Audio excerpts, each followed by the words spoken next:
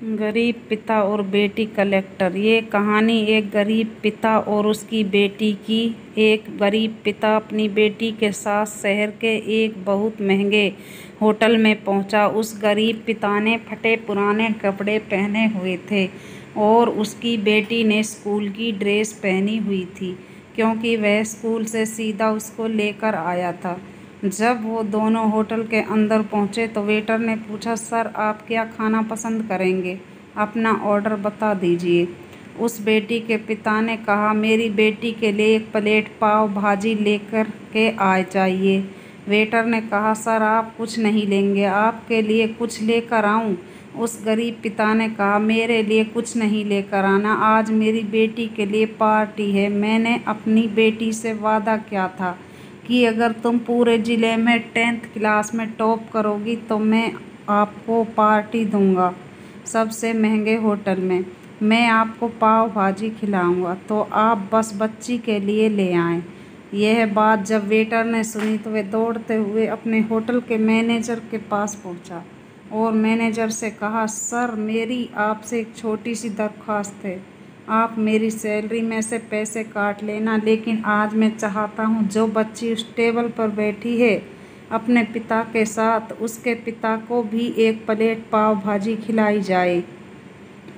उस बच्ची ने पूरे ज़िले में टॉप किया है।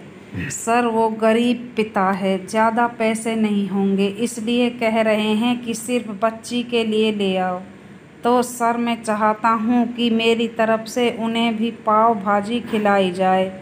होटल के मालिक ने जब ये बात सुनी तो कहने लगा, अरे क्या बात कर रहे हो छोटी सी, तुम उसके पिता के लिए भी पाव भाजी लेकर जाओ और उस लड़की के लिए भी। पैसे मत लेना, 3-4 प्लेट पाव भाजी पैक भी करा कर ले जाओ और 2-3 किलो मिठाई के डिब्बे भी साथ ले जाओ और उनसे कहना कि ये पार्टी जो है होटल की तरफ से है, हमारी बेटी ने पूरे ज़िले में टॉप किया है।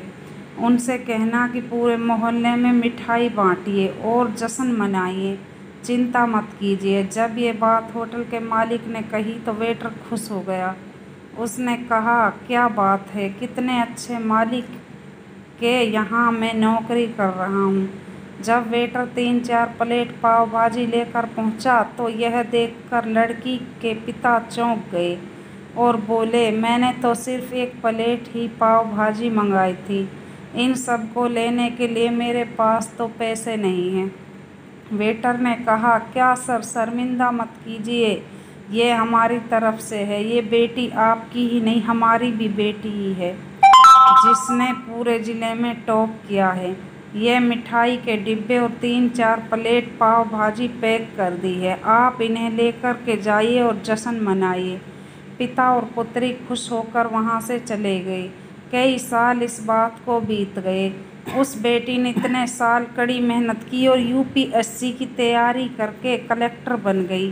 किस्मत थी ऊपर वाले की, यह कहा जा सकता है कि करिश्मा था ऊपर वाले का कि उसी शहर में उसका आना हुआ। उनके द्वारा सूचना पहुंचा दी गई कि कलेक्टर मैम आने वाली हैं और उसी होटल में खाना खाने वाली हैं।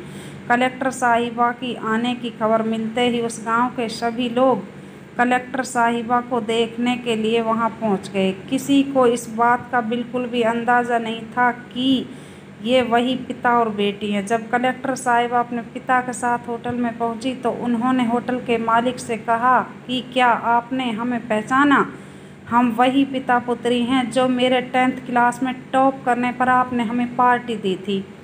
हम वही पिता पुत्री आज फिर से आए हैं। आज आपको और आपके पूरे स्टाफ को और पूरे गांव को पार्टी देने के लिए आपसे उस दिन गरीबी का साथ दिया, गरीबी का सम्मान किया। आपने उस दिन जो हमें पार्टी दी उसने मुझे बताया कि मुझे कितनी और ऊंचाई तक पहुंचना है और मुझे मेरी मंजिल तक पहुंचना है। आपने मुझे एक नई प्रेरणा दी थी और मैं आज उसी प्रेरणा का एहसान चुकाने आई हूँ। कलेक्टर मैडम अपने मन की बात कहती जा रही थी और उनकी आंखों से आंसू बहते जा रहे थे। होटल का मालिक और वेटर दोनों हाथ जोड़कर खड़े थे और कह रहे थे, क्या बात है, ऊपर वाले का आशीर्वाद है। छोटी सी कहानी है, लेकिन सिखाती है कि कभी भी किसी गरीब का मजाक मत उड़ाना और हो सके तो उसकी मदद करना। और अगर मदद ना कर सको तो मजाक मत उड़ाना, क्योंकि वो सब देख रहा है। बनना है तो उसी की नज़र में अच्छा